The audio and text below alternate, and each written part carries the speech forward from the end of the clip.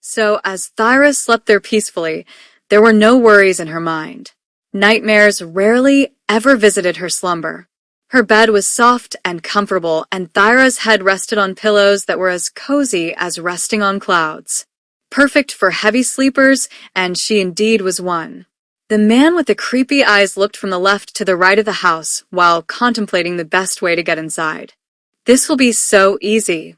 I don't see an alarm system. He snickered to himself and licked his lips. Each step he took towards the house was careful and quiet, as any breaking of a twig or the crunch of leaves beneath his boot would be too loud. He neared a window, peering through the glass. No curtains either? This woman is foolish. He remarked while testing the window, then moving to another one to test if it is locked or not. Both of those windows were locked. Then he moved to the side of the house and placed his ear near a window, believing he had heard a hissing noise. He looked around the dark yard and had not noticed any movement.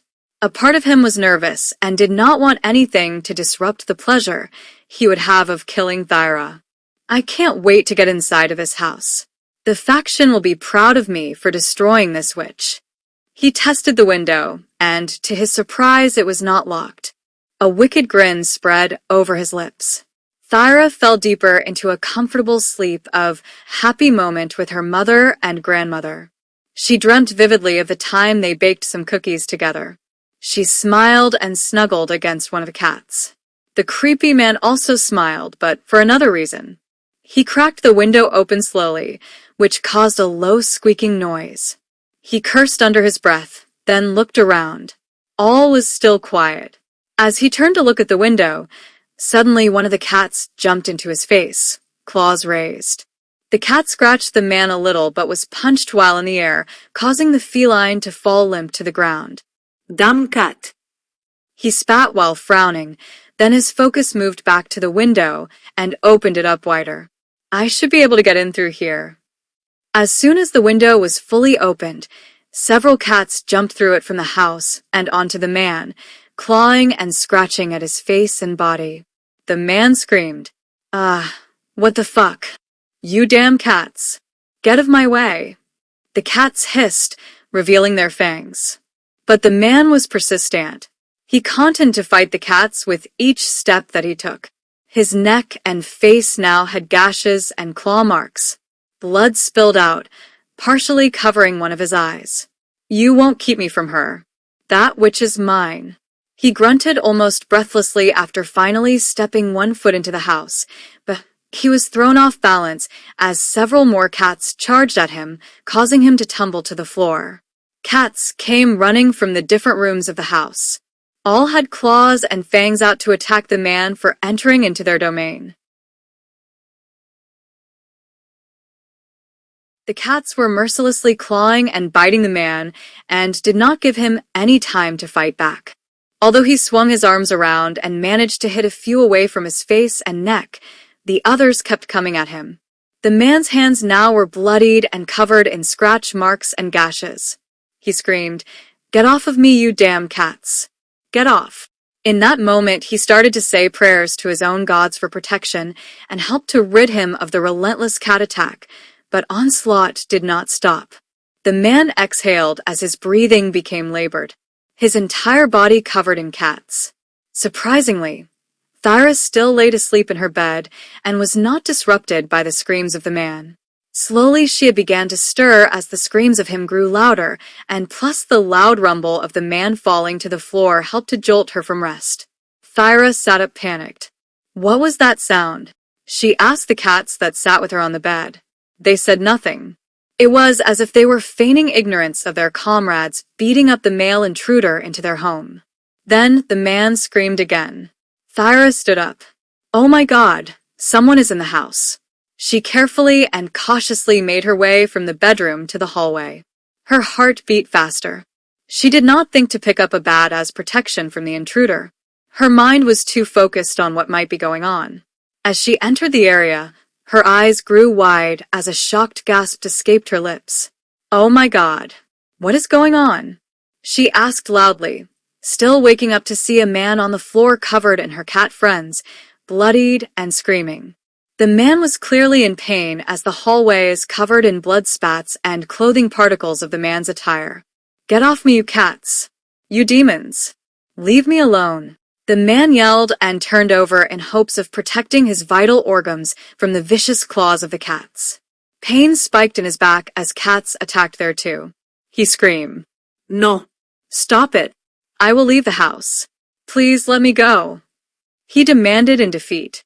The man's eyes is blurred by blood and tears.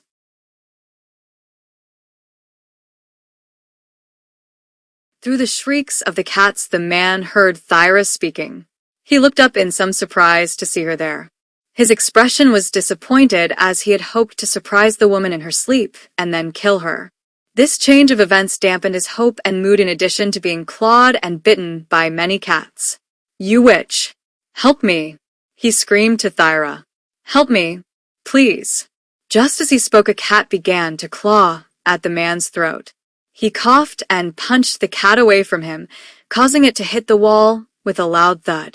Thyra watched as her cat friend crumbled to the floor and her heart ached. "You. Why are you in my house? Who are you?" she asked while rushing over to check on the injured cat. The man frowned as he screamed between many pains. "You need to check on me? Witch," he demanded. Thyra stood up after making sure that the cat is breathing properly, but carried it away to a room and laid it down on the sofa. She then returned and watched the man. "You know that I am a witch? So that is what I am." She asked this rhetorically, as it did explain how she was walking down the street in one moment and then the golden mist, and then she was back at her home. Thyra slowly nods while an understanding began to dawn on her. "So I am a witch. How do you know?" Thyra did not order her cats to stop attacking the man, as he was proving to be a threat to her and her cats, and he should not be in her house. The man answered while fighting off the cats. "If I answer you, will you make the cats go away from me? They are killing me," gasped while coughing blood. "Please help me." "Your mother would have helped me," he commented. Thyra's eyes grew a bit wide as the man spoke of her mother. "Why are you here? Answer that, and my cats will leave you alone, after I know the reason." She watched him and is fully awake now. All of her instincts were telling her to let the man be killed by the cats, but the other side of her did not want his death on her conscience. The man lingered on his thoughts and knew that once he revealed his reason for being there, maybe she would make her cats kill him. "I was coming here to give you a message," he lied. "We are allies, witch. Get your cats off me." He tried to grin to her while being brutally attacked. Thyra thought back on what her grandmother told her about cats being good protection from evil and other entities that might do her harm. She smirked to the man. "You are a bad liar. My cats don't attack those that don't mean to harm me." The man frowned as his lie did not convince her. He growled, "Once I get from these cats, I will slide my dagger deep into your heart, as was my plan for coming here. You won't live long now." His voice became low and darker as his anger and lust to murder Thyra rejuvenated him to fight the cats more fiercely. He kicked some with his feet and fought them more with his hands. "I will get you, witch." Thyra stared at the man as she felt her body become hot. "You came here to kill me and have hurt my cats. You won't get the chance to cause us any more harm." Golden mist began to engulf the hallway as a breeze lifted Thyra's hair. She watched her injured cat friends limping and crying in pain while the other cats attacked the man. This made her angry. Her sharp gaze moved to the man as her eyes now glowed a golden light. "You hurt my friends, and now I will hurt you." Her voice echoed throughout the house, and it was magnificent. The man's anger subsided and was replaced with fear. He did not know this witch's power and did not know what she would do. He began to chant some protection spell to counteract Thyra's power and hoped it would work. A surge of power spread throughout Thyra's veins, causing them to pulse. The pulse sent a low vibration throughout the house, causing it to shake. The cats ran into other rooms to get away from what they felt was a constant trembling of the floor they stood on. Thyra's shoulders relaxed, and a small smile etched on the corner of her lips, and as she spoke again, her voice sounded of another world and echoed throughout her neighborhood. The clouds in the sky moved faster and funneled right above her home like a vortex. The man's eyes became fearful, and he chanted much more feverishly while hearing the witch speak. "You have trespassed into my domain, and for that you will pay with your life." The wind swooshed through the house as the cats scattered away from the man, leaving him there on the floor. His body begins to lift from the floor, higher and higher. Thyra moaned, releasing a breath of mist. Her golden eyes shined and keenly focused on the man, lacking love and empathy. "You, go to the void of nothingness and never come back. In it you shall experience only agony and pain, until ultimately you die." Her eyes widened while sending a jolt of power to the man, banishing him from her presence, her home, her family of cats, and sending him to what she believed would be the man's ending. The man screamed, "You witch, don't you dare kill me." He yelled out while also chanting some type of protection spell from whatever magic Thyra is using. He did not know how powerful she was nor what type of magical gift she has. As his body lifts from the ground, he panics and tries to flail. The blood from the cat bites and scrates also seemed to burn him from the pain. His eyes blurred. "Stop. What are you doing?" His body lifted higher and mist surrounds him, moving into his lungs. It did not smell poisonous, but like wet cold air. "Help me." He yelled some more, and hoped Thyra's neighbors would come over and bang on the door to disrupt the spell. Little did he know is that Thyra's neighbors never bothered her. Perhaps they were shy, or maybe they had many hardships in their own lives, which kept them cautious of all people. As the man is levitated, he wonders if the faction, a secret organization that he works for, will intervene. Did they care if this witch killed him? Come to think of it, the members had treated him strangely before he left their cave, as if they knew something that he didn't. Were they setting me up to be killed by this witch? I did not volunteer to hunt this woman for them, but someone recommended me. Someone on the council recommended me. He contemplates his life choices and circumstances as he believes he is about to be killed by this witch. Did they actually send me here to be killed by her? He groans as things line into place.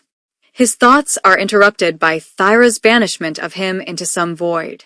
He chanted frantically a spell against that, and in doing so, a warm sensation spread throughout all of his nerves.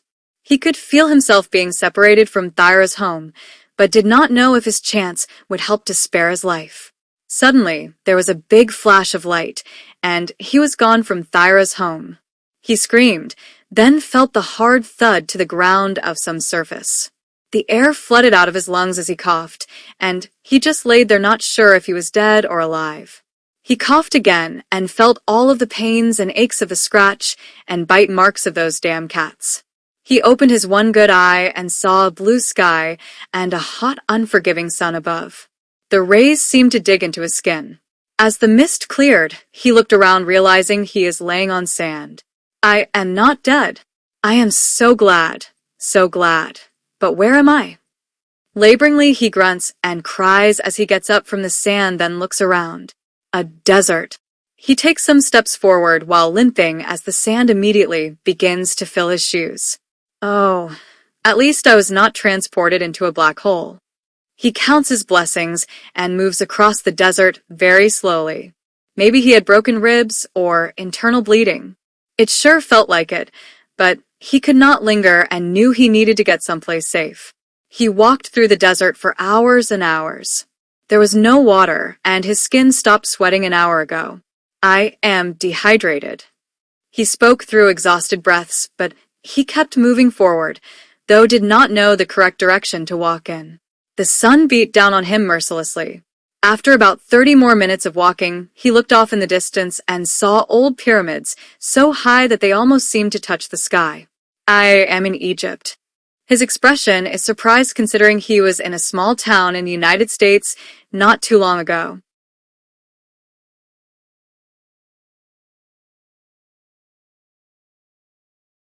After sending the man out of her home and to his death, as she believed that it was to his death, Thyra exhaled some relief.